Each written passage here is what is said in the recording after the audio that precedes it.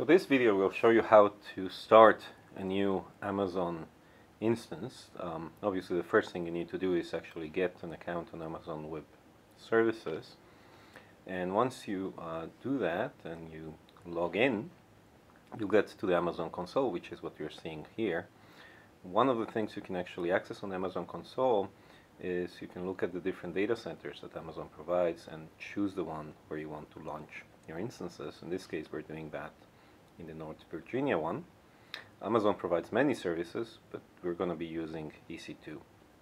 That's the service that you use to launch servers. When you click on that, you go to the EC2 console, which will show you, among other things, how many instances you're currently running. An instance is basically a node or a server. To launch a server, just click on Launch Instance.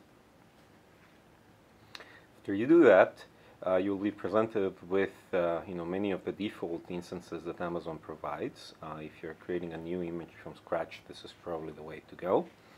But for us in 309, what we're going to do is we're going to use an existing instance that I'm providing you with all of the materials that you need for your assignments. So you type in the search box the ID of the instance, and they should pull out this instance, which has Ubuntu and Apache and Eclipse and a bunch of other goodies.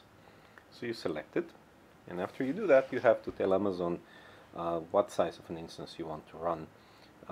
So the software included in this IMI is large enough that you need at least an instance of size small or larger. So once you select it, click on Next. Then you can configure it a bit more. You can choose how many instances you want to launch. In our case, we only need one, so we don't really make any changes. And the next thing we need to do is we need to attach any potential storage. This time we're not going to do that, so we click again on Next.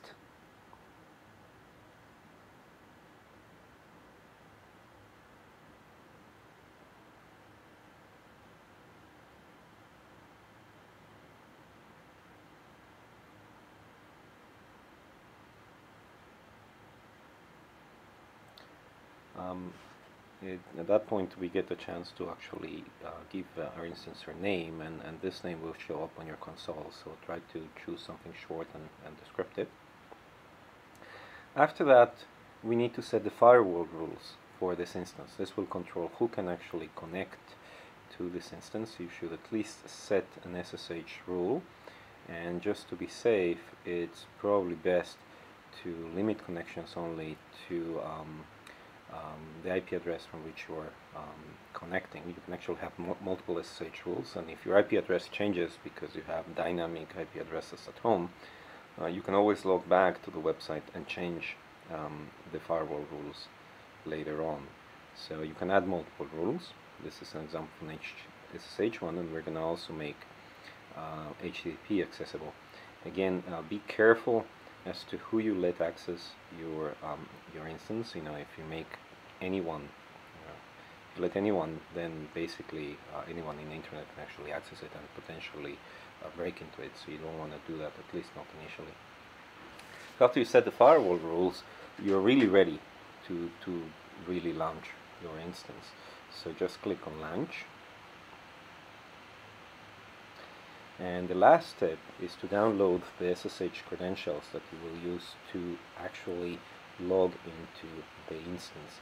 So for the first time around, you're going to have to actually create what's called a key pair, which is basically a set of certificates that you're going to download and store locally. Make sure that you don't lose these credentials, because otherwise you won't be able to log into your machine later on. So store them in a safe place. In this case, I'm showing you how I'm actually creating a key pair and how I'm actually downloading it. And in the next video, we'll see how we actually use these credentials to log into the instance. So when that is done, we just launch the instance. And at that point, Amazon will tell you that it has started launching the instance and that you can track its progress. It typically takes about 2 or 3 minutes for an instance to actually come online. So you can see here that we have our instance and it has already actually been assigned a public IP address that we'll use to connect to it, but you know, we look in the status and it's only initializing, so we have to wait a little bit for it